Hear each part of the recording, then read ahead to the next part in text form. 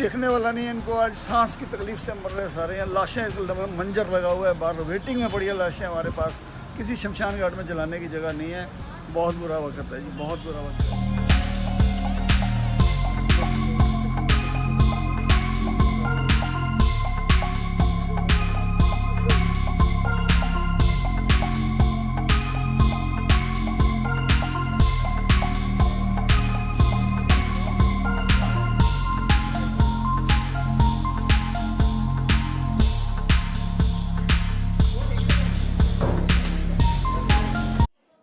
경기 김포의 한 어린이 병원.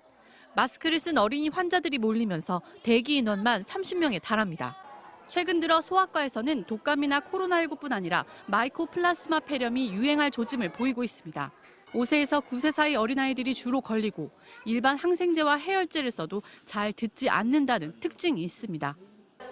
지난해 전 세계적으로 발생한 홍역 환자는 28만 명입니다. 특히 유럽의 홍역 환자 발생 건수는 4만 2천여 건으로 지난 2022년보다 45배 폭증했습니다. 홍역은 코로나19보다 감염력이 10배 높은 것으로 알려졌는데 면역력이 약한 사람이 환자와 접촉할 경우 90% 이상 감염됩니다. 고열과 함께 몸통으로 퍼지는 발진이 나타날 경우 홍역을 의심하고 진단검사를 받아달라고 방역당국은 설명했습니다.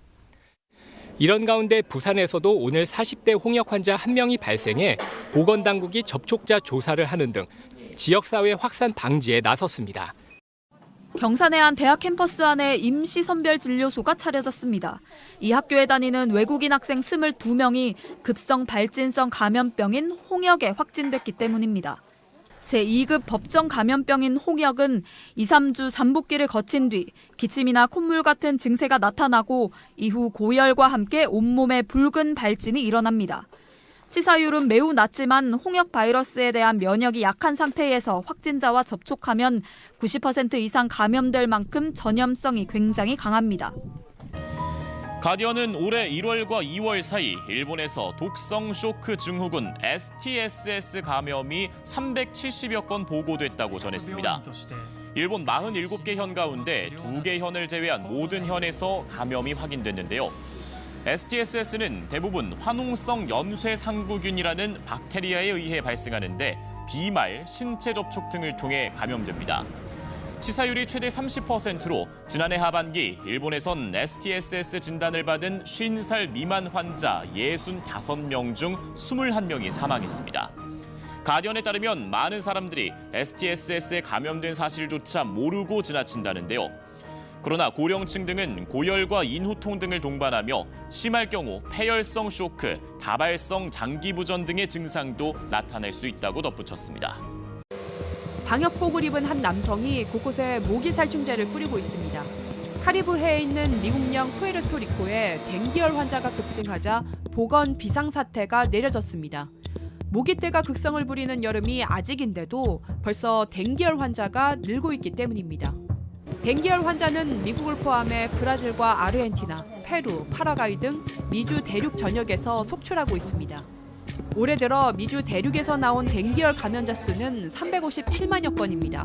지난해 같은 기간보다 3배 더 많은데 현재까지 사망자도 1000여 명이 넘습니다. 댕기열은 댕기 바이러스를 지닌 모기가 사람을 물면서 전파됩니다. 순식간에 고열이 나고 극심한 두통과 근육통을 동반합니다. 고병원성 조류 인플루엔자가 포유류로 확산하면 인간까지 감염될 우려가 더 커진다면서 바이러스가 새로운 숙주를 찾고 있는 거라고 말했습니다.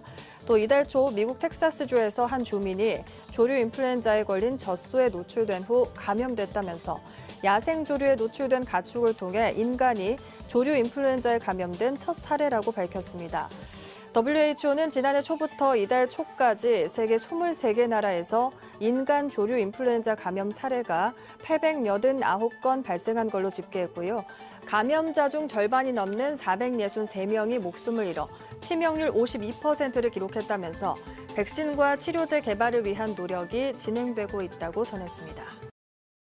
중국 연구진이 치사율 100%에 달하는 코로나19 변이 바이러스를 제조해 실험까지 진행한 것으로 드러났습니다. 해당 연구 결과는 논문 공유 플랫폼인 바이오 아카이브에 발표됐습니다. 현재 연구진은 2017년 천상갑에서 처음 발견된 코로나 바이러스를 변형한 GXP2V를 제조했습니다. 이후 해당 바이러스를 사람과 유사한 유전적 특성을 가지도록 부착된 실험용 쥐에게 투여했고 쥐들은 눈, 폐, 뼈, 뇌 등 기관이 감염돼 8일 만에 모두 숨졌습니다. 죽기 며칠 전 쥐들은 빠르게 체중이 줄고 구부정한 자세를 보였으며 극도로 느리게 움직였습니다. 특히 죽기 전날에는 눈이 완전히 하얗게 변하기도 했습니다. 이번 연구는 코로나 관련 바이러스에 감염된 쥐의 치사율이 100%라고 보고한 최초의 연구로 이전에 보고된 다른 연구 결과를 훨씬 능가하는 것이라고 연구진은 밝혔습니다. 현지 시각 8일 뉴스위크에 따르면 최근 코로나19 변이 바이러스인 오미크론의 하위 변종 플러트가 확산하고 있습니다. 영국 워릭대학교 분양종자학 교수 로렌스 영은 뉴스위크와의 인터뷰에서 미국 질병예방통제센터의 데이터를 인용해 미국 내 신규 감염의 25%를 차지한다면서 오미크론 변종이 미국은 물론 국경 밖의 지역까지 확산하고 있다고 전했습니다. 이어 플러트 변종으로 올여름 코로나19가 재유행할 수 있다는 우려가 커지고 있다며 향후 몇 개월간 변종 바이러스에 의해 소규모 감염이 확산할 수 있다고 경고했습니다. 플러트 변종 감염 증상은 기존 오미크론 계통 바이러스 감염자의 증상과 유사한 것으로 알려졌습니다.